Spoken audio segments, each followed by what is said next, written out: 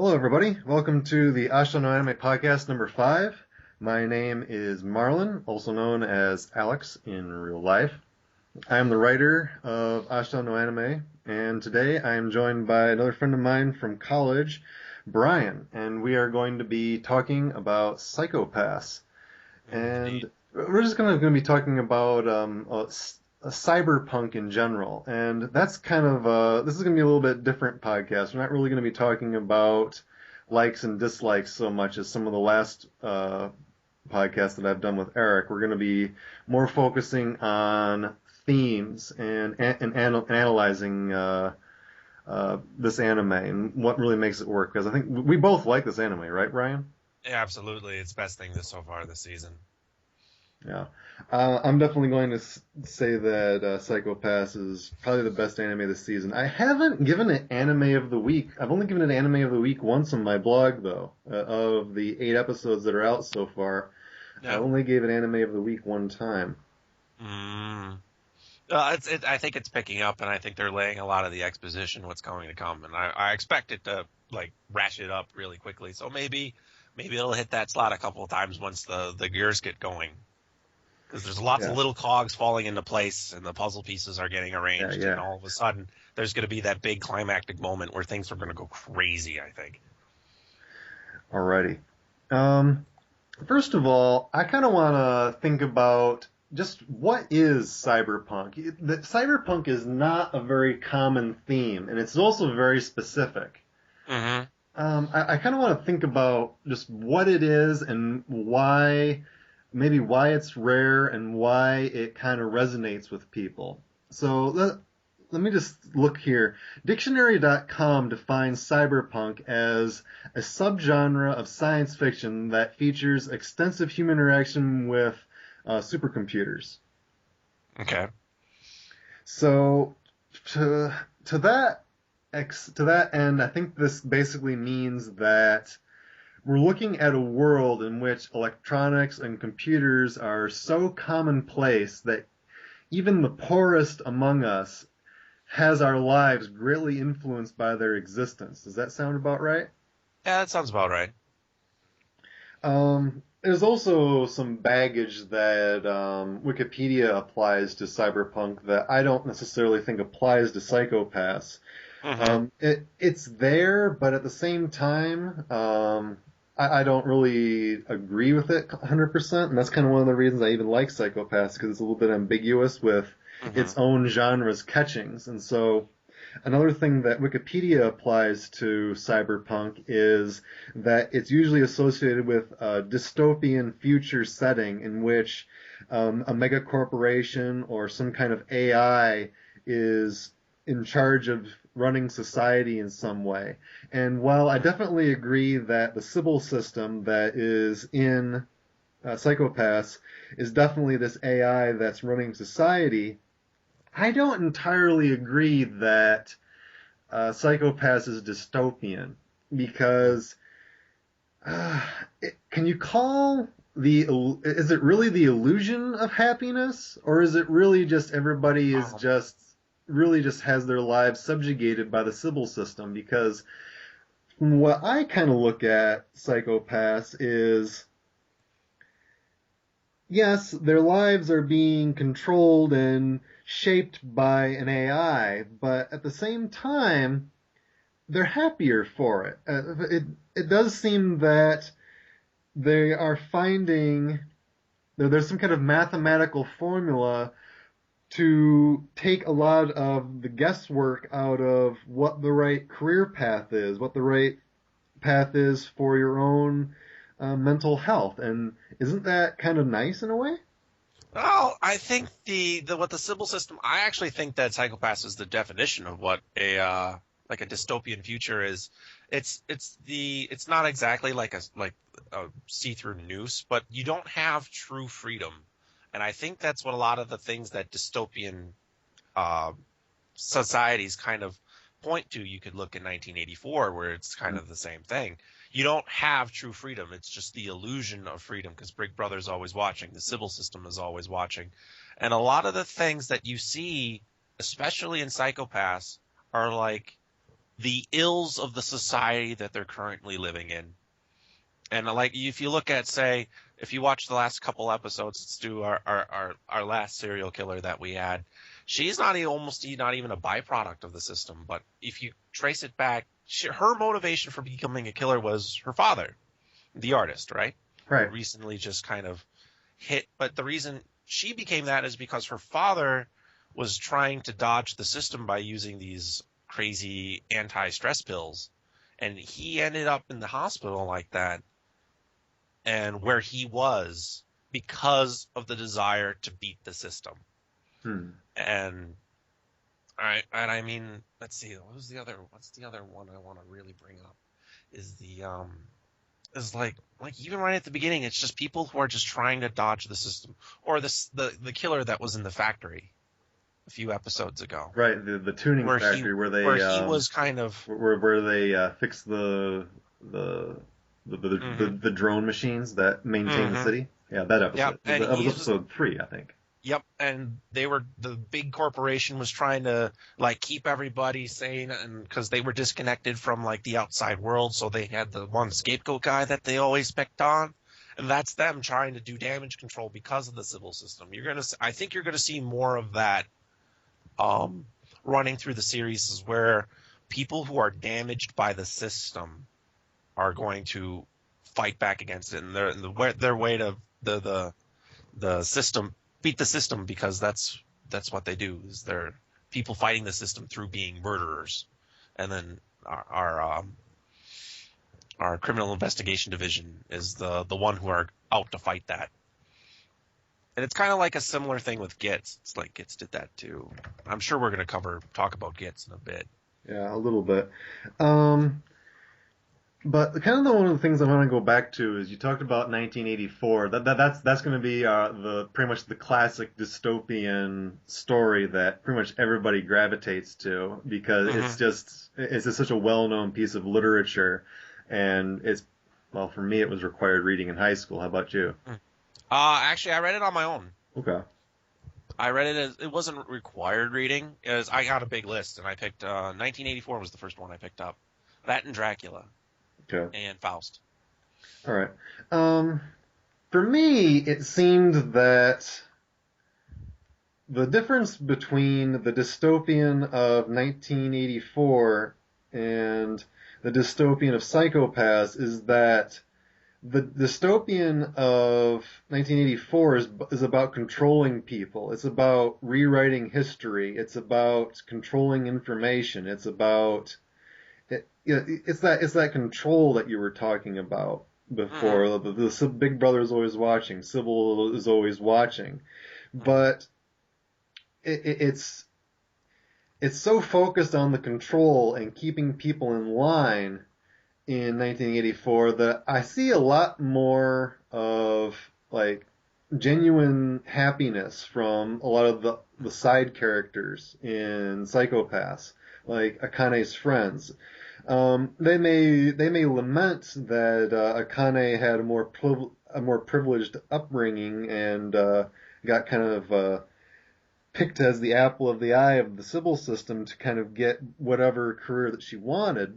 But at the same time, I think that the civil system is genuinely there to look out for people's happiness. It's about looking out for the well-being of society, not so much as just controlling people and making sure that everybody stays in line. What do you think about that? I'm not disagreeing with you that both systems squelch freedom, but they're approaching dystopian from different ways. Either control or the desire to make sure that people are happier for it. What do you think? Am I seeing things? Am I making stuff up? Am I wrong? No, I don't think you're making things up. I think you're on the right path. But I think what you're gonna have to we're gonna see the full depth of the civil system coming up, because I just that's my gut feeling from just like watching like stuff in the past. But I think that we're gonna see the true colors of the civil system come out.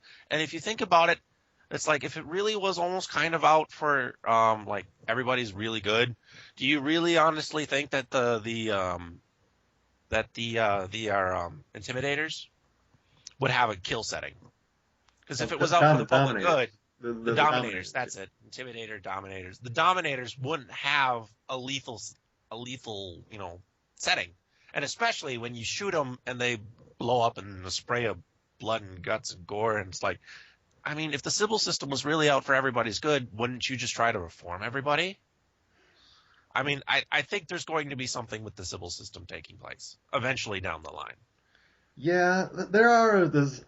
I haven't really studied psychology and like any kind of classes, but I've kind of studied it on an amateur level, just philosophically. And to some extent, human nature is just kind of ingrained, is kind of the conclusion that I've kind of drawn. So maybe these people are.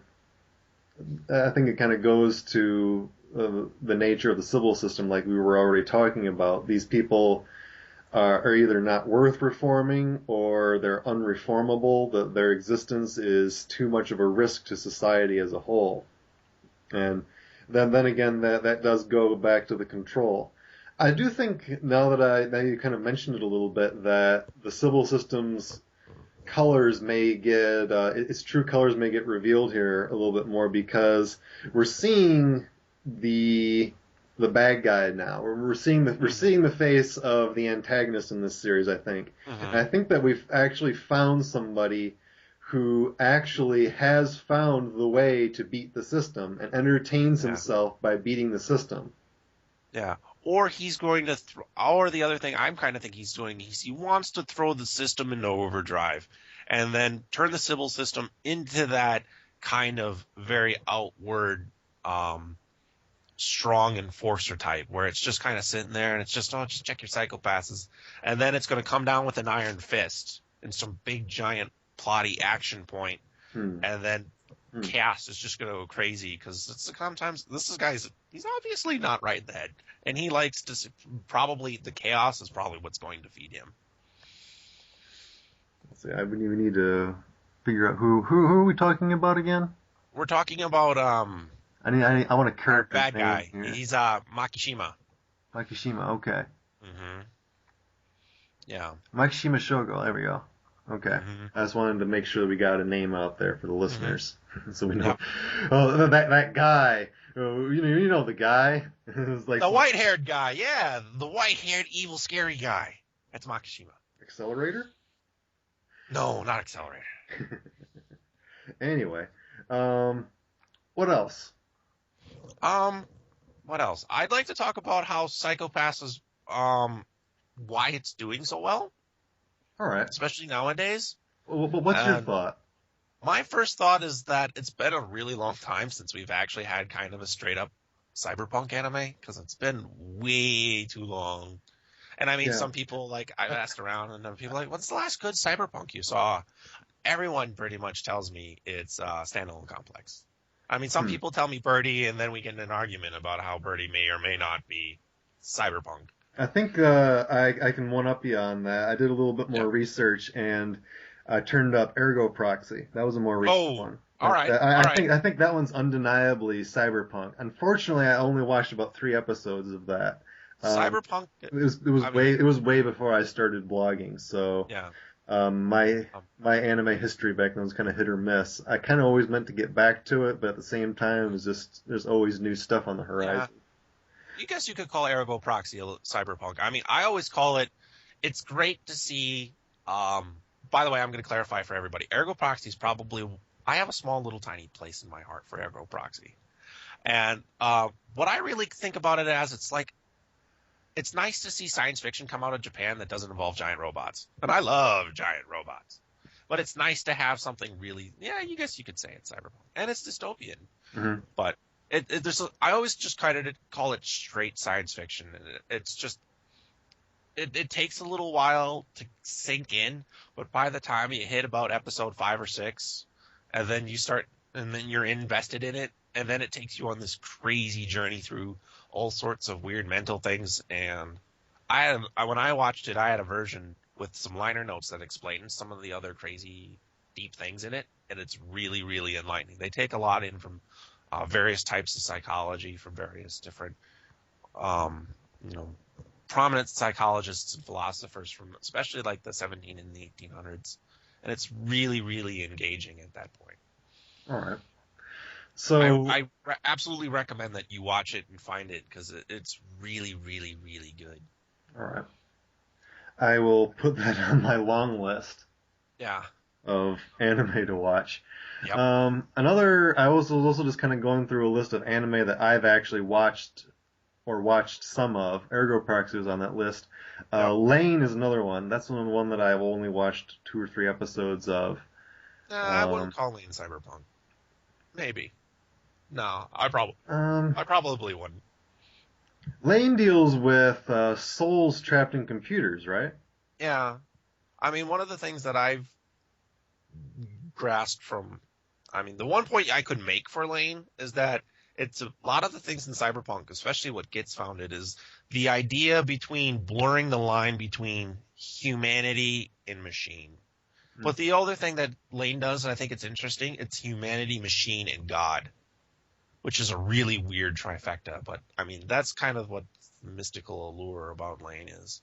But that's if you're going to call Lane Cyberpunk, it's going to be mostly for that big one bit right there. Where if you're going to pull God in there as well, you can talk about Akira as well.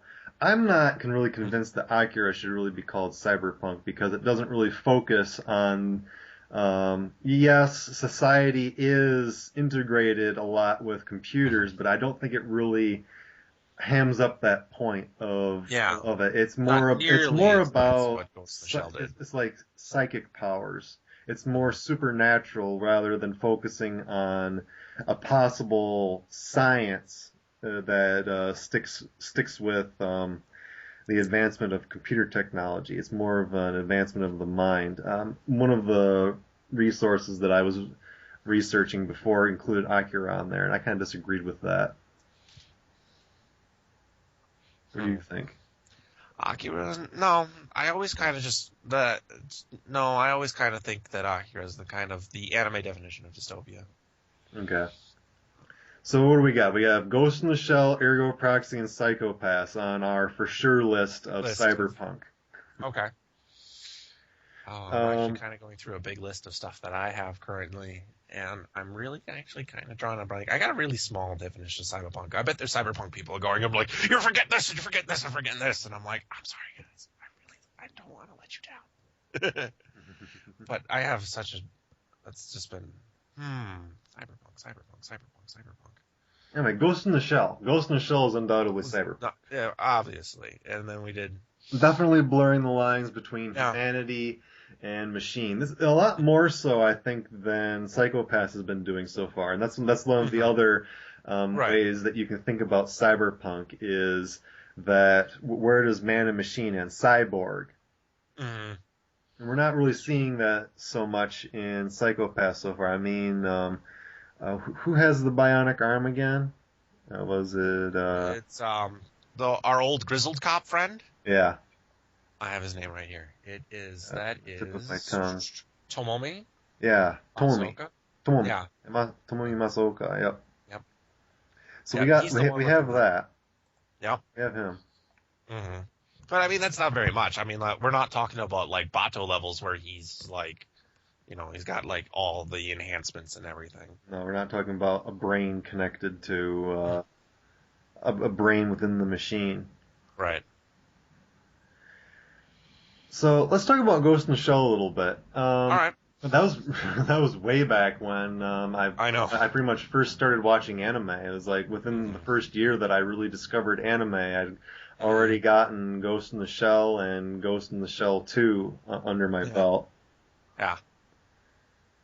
It's been a long time since I watched Standalone Complex. Last time I saw Standalone Complex was probably, sophomore year. So it's like 5 or 6 years ago.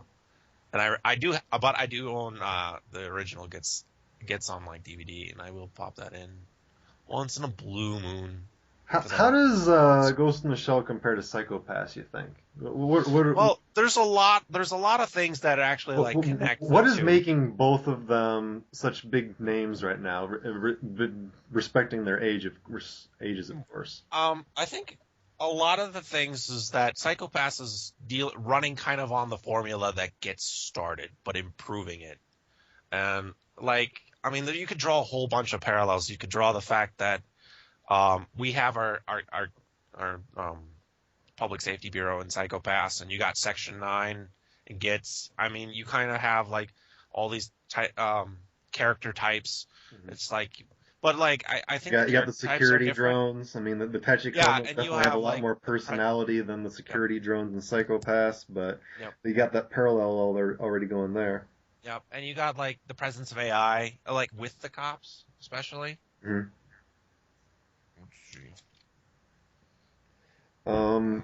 Gen Urabachi is writing Psycho-Pass.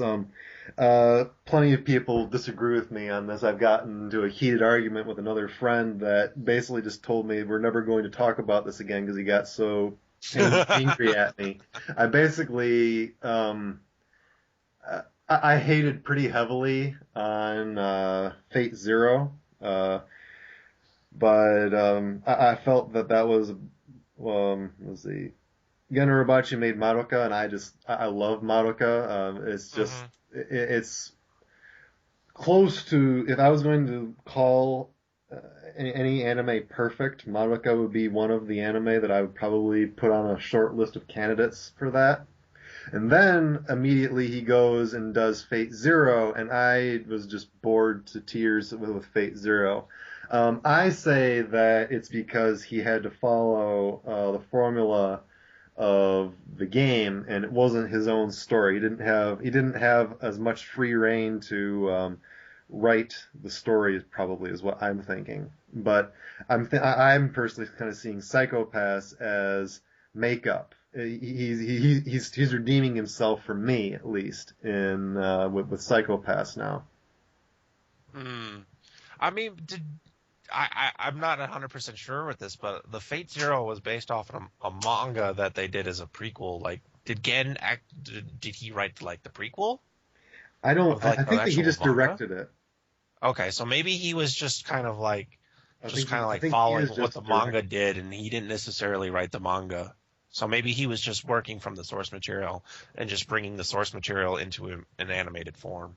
All right, I gotta look this up so I can get this right. Let's see, Fate Zero.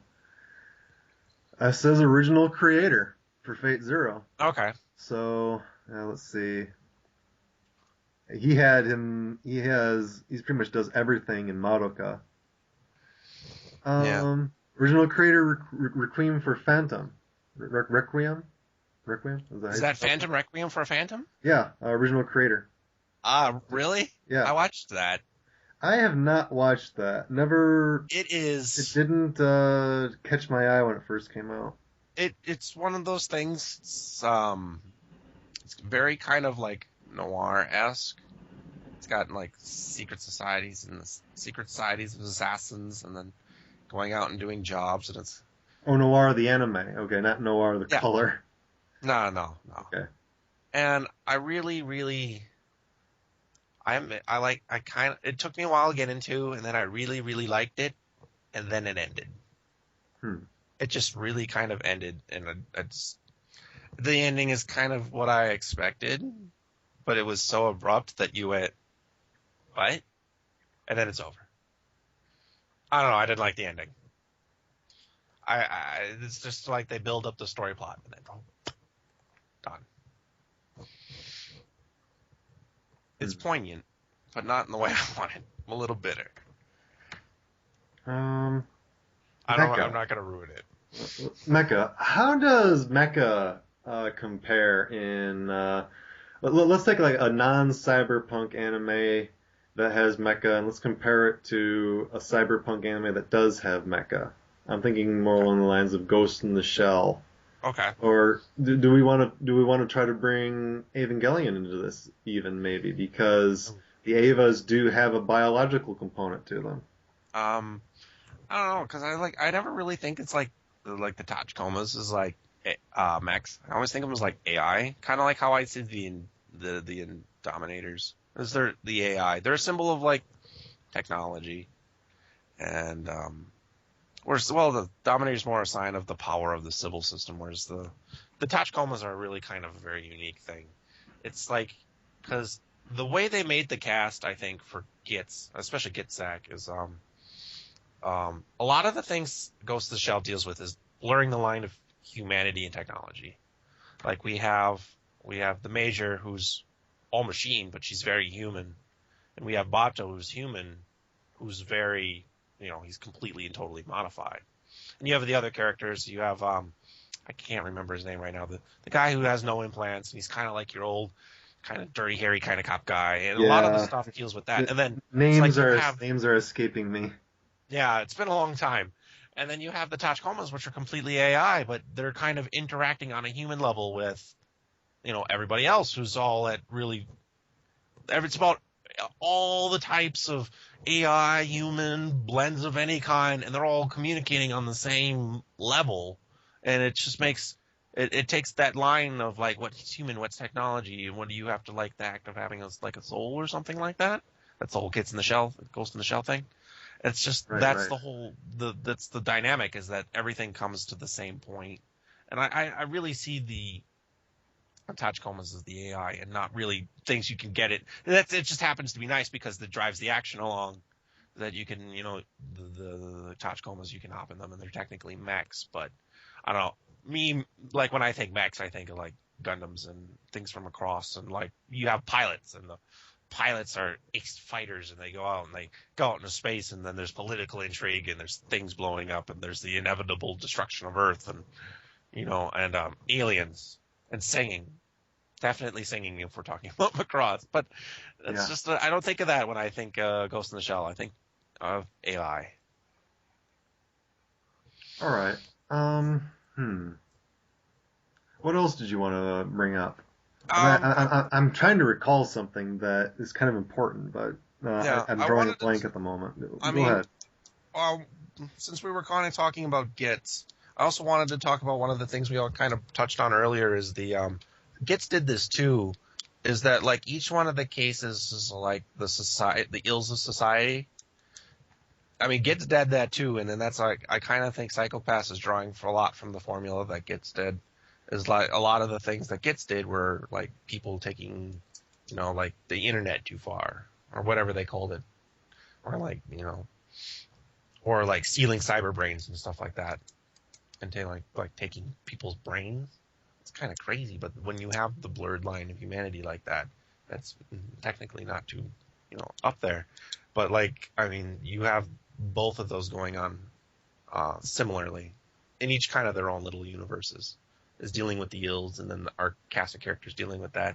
But that's the thing I really want to touch on is our cast in Psycho-Pass, I think, is a lot more. Whereas like the GITS cast was kind of there to draw the line between the main theme, where I think the Psycho-Pass cast is made in such a way to bring in more people to the cyberpunk kind of genre. Whereas I think how so? Because I think GITS is a very cerebral, kind of thinking anime, and it's not exact, I mean, that you get a certain demographic when you have a show like that. Whereas I think we have characters who, with different personalities, that would attract different audiences. And I think what I like to say is our main character Shinya. Our main male character. I'm going to go out on a limb and I'm going to say he's a bishi. He's a pretty boy. And so is the main inspector guy, Noshika, if I said his name right. And they're kind of like... Koichi? They're kind of like... Huh? Koichi? Are we talking about Psycho-Pass here? Yeah. Okay. I'm talking about... Shinya. Kogami. Yeah. I'm talking about him and Nobushika Genoza, the guy with the glasses, and he's kind of like the kind of the head, and those two kind of going at it. That's kind of stuff you see in kind of like the stuff that has the kind of Bishi kind of bait characters. Don't worry, I'm a guy. I'm not defending anybody. But they have the pretty boy characters, and they have their little pretty boy rivalry, and that's kind of like trying to bring in the people who like that. Let me get the names right. Kogami is the main character that you're thinking of, and then Kagari is the playboy that is always flirting with Akane. Yeah. He's on my hit list. He's coming. He's going to get his turn. And then, now that you mention Akane, and I know you really like Akane, but I think Akane is kind of out there to kind of get the guys who kind of like, you're kind of quiet, and you're kind of silly but motivated, kind of girls out of their place, kind of, you know what I'm trying to say? She's got an archetype about her. She's kind of Moe-esque. That's what I like to call her. She's Moe-esque. I can't go, oh, she's Moe, because I'm like, I wouldn't see her in K-On! Or anything like that, but... She's a nice, simple girl who's out of her element. Yeah, she is. That makes her a really interesting character, just to see her reactions to these situations that are just really challenging her, and what she thought that she was, and what she thought that she was going to be doing. Mm-hmm. Yeah, and I think she draws in a different that kind of group, and then we have like she's ordinary is kind of what I think that her charm that's is. But that's the thing. She's special in her ordinariness, like kind of like your ordinariness you get kind of from a slice of life anime, right? Yeah, and that's the bring in the slice of life crowd, and then you have like. You have she's bringing in the Bishi crowd, and then we could talk. I mean, I can go down the list. I'm going to talk about Masaoka, our kind of grizzled kind of cop guy. He kind of reminds me a lot of like Bato or Jet, and they kind of got that older kind of chip on their shoulder grizzledness to them that you see in kind of like cop stuff and other kind of like actiony stuff. And that you bring in that kind of crowd, and then you bring in. Kagari, the kind of I like to call him the best bro character. Like I can think of any romantic comedy, and there's always the best bro, the best buddy character who's kind of there, and he's silly and he's got weird quirks, and he's there to be your best bud. Like I always think of I can't remember his name, but I remember the guy from Seto no Hanayome, and he's dressed up as the sage, and he's standing on cliffs and the sunlight behind him, and he's got the stairs, and he's out there looking for his best bro. And then he's out there for comic relief. That's what he reminds me of. Yeah, Saru. Yeah, and that's who exactly he reminds me of. So you got that guy from like the romantic comedy genre, and I want to do. I don't know. I kind of see where you're going with this, but at the same time, it's just kind of like. I don't know. It's very slight. I don't know.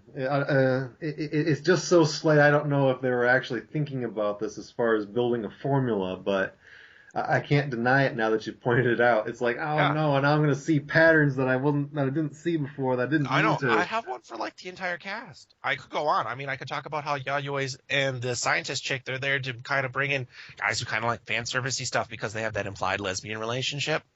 And don't tell me the scientist chick is ripped out of Code Geass for all you Code Geass fans. I looked at her and it's just like she's ripped out she definitely has that. She really is. Yeah, she has that.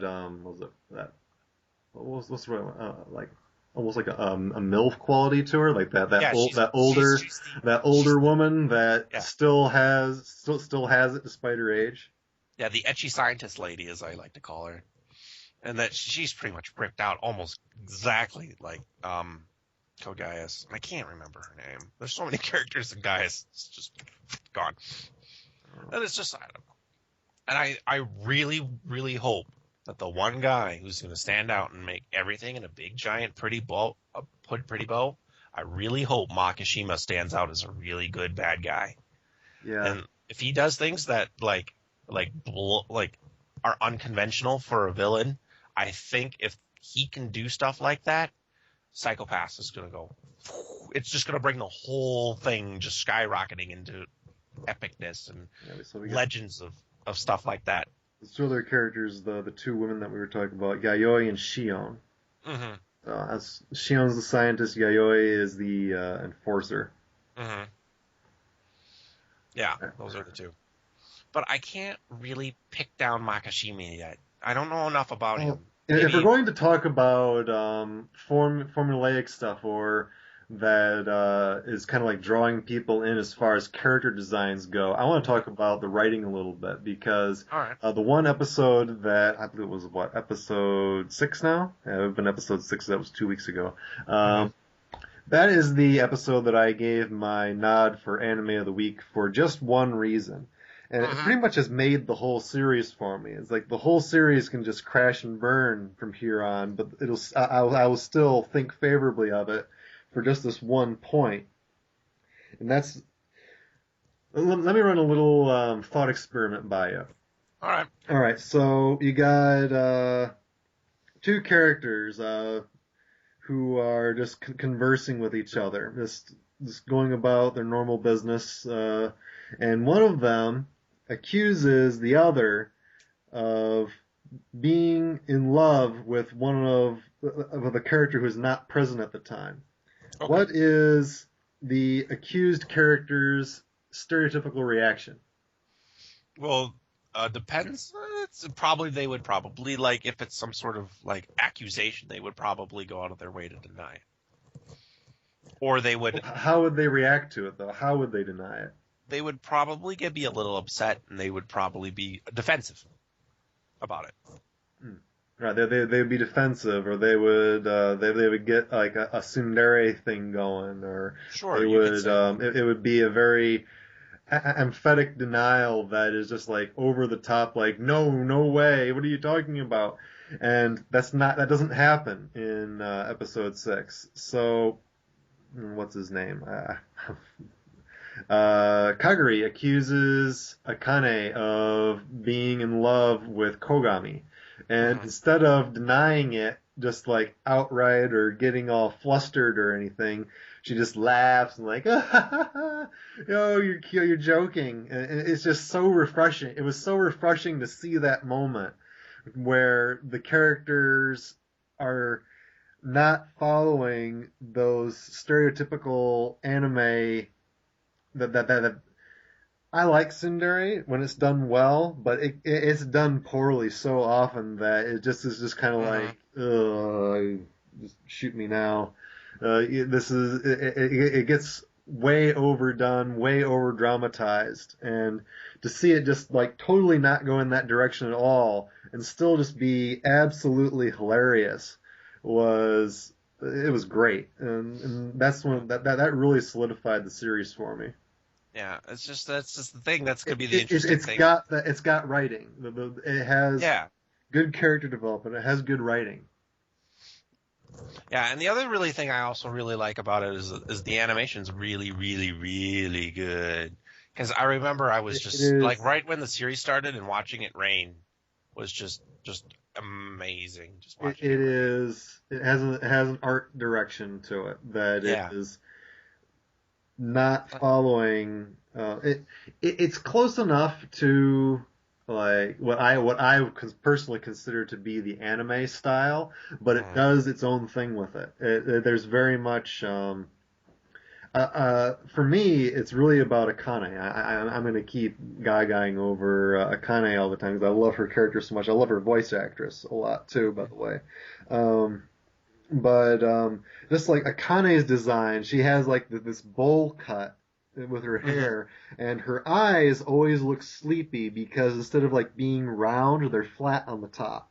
So she always has this troubled, sleepy look to her that it's kind of cute in a way. Then it solidifies her character as being distinct. And all the characters have a little bit of that. They all have some distinctness to them so that they don't have a lot of overlap. There's always something new and refreshing about them. They have the quirks.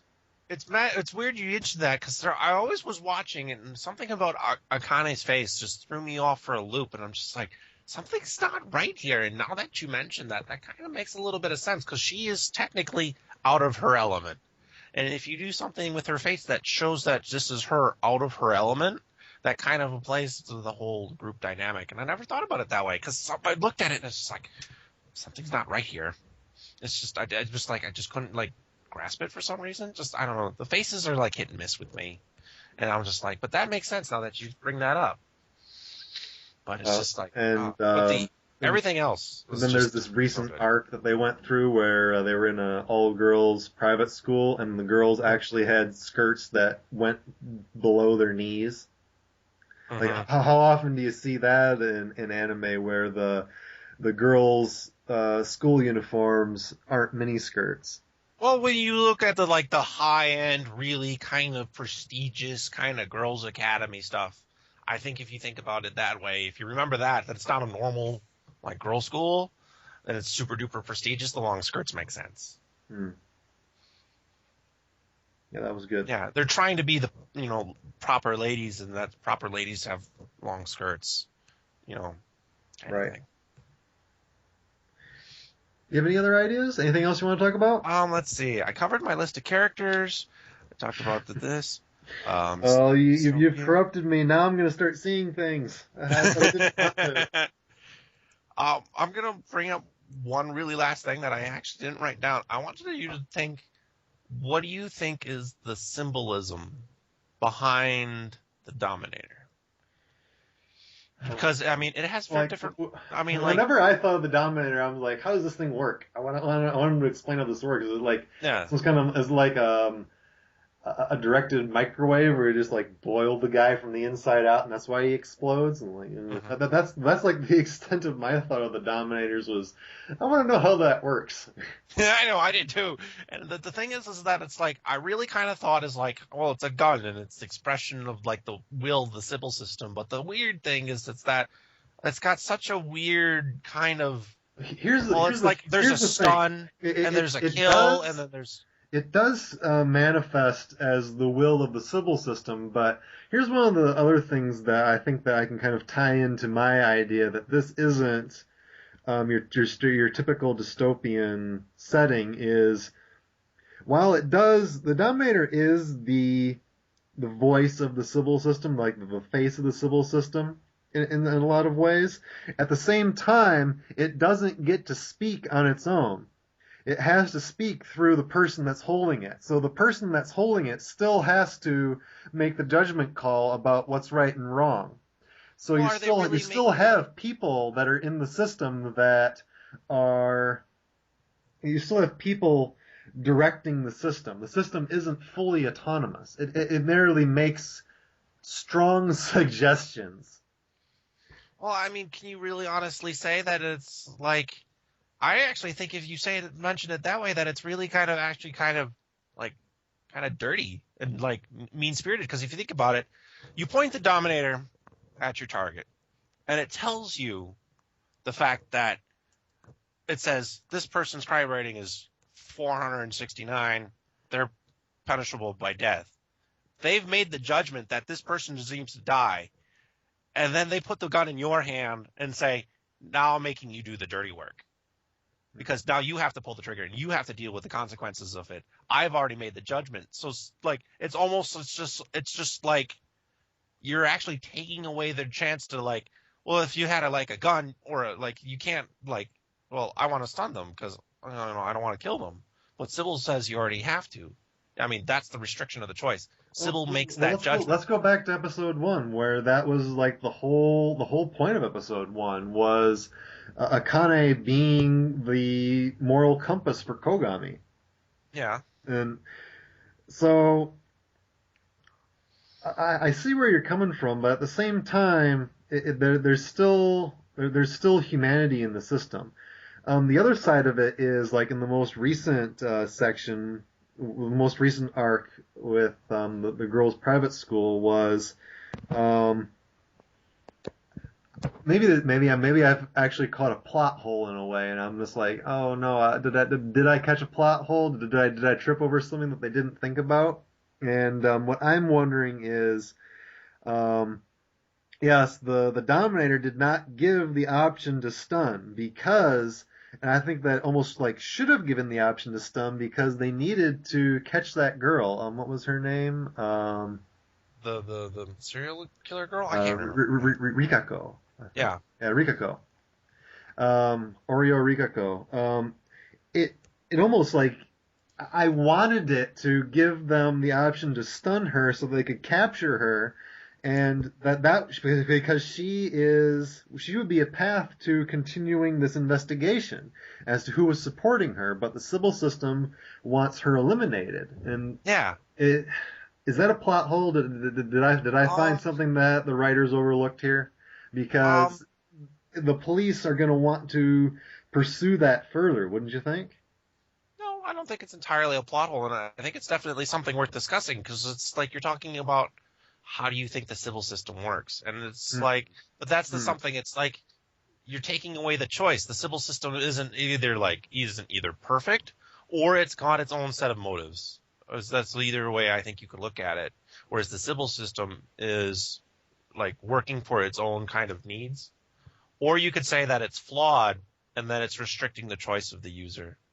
Because that's what you would have done, is you would have tried to capture them, interrogate them, but civil system takes that choice away from you, and you're forced to have to shoot them. But the other thing is that, it's kind of the whole justice is blind motif. I think we might see that a little bit more. Justice is blind. I like that. But the other thing is that, like, I know you also mentioned episode 1. It's like you talked about, like, Akane was kind of the moral compass, and I'm like, no matter what she would have chose anyway, the set of circumstances were out of her control. And I think that you're going to see that a lot more, where the whole idea that your choices are restricted. And I think this is going to go back to the whole dystopian thing, where you can only feel a certain way, you can only make certain decisions that the civil system, or so even more than just the civil system, society as a whole puts on you. Yeah, I'm definitely going to be paying attention more to this justice is blind sort of thing that you just brought up. I like that because I've always liked that theme. I didn't really think about it as being being applicable to the Dominator. I didn't really even think about it in the context of this anime. But now that you mention that, that's something cool. Yeah. And they're kind of forced to play devil's advocate a little bit too, if you look at it that way too. Yeah, and they have no choice really. Well, I don't have anything else. That was really insightful. I like that. That was smart. Yeah, we're definitely probably going to have to do a revisit, do another one of these once like the whole thing's done and over with. Yeah. And maybe come back and maybe revisit some of the stuff we talked about.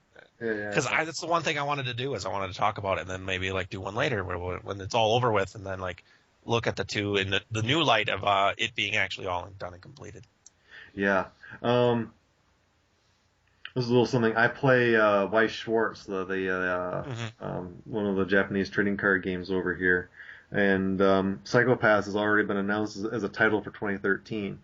Awesome. Yeah, so that I'm looking forward to that. Mm-hmm. I'll have to bust out my cards and brush up on the rules a little bit. I'll have to teach you again. I'll have to teach you sometime. Yeah, definitely. All right. This has been Ashita no Anime Podcast. My name is Alex, and you are? I'm Bryan. I have to thank my secretary, Frisket, for feeding me information through all this. All right, cool. Thanks for listening, everybody. If you enjoyed listening to this podcast, get in contact with me if you want to discuss something, or if you have a diverging opinion from something that I wrote on my blog and you want to chew me out over it.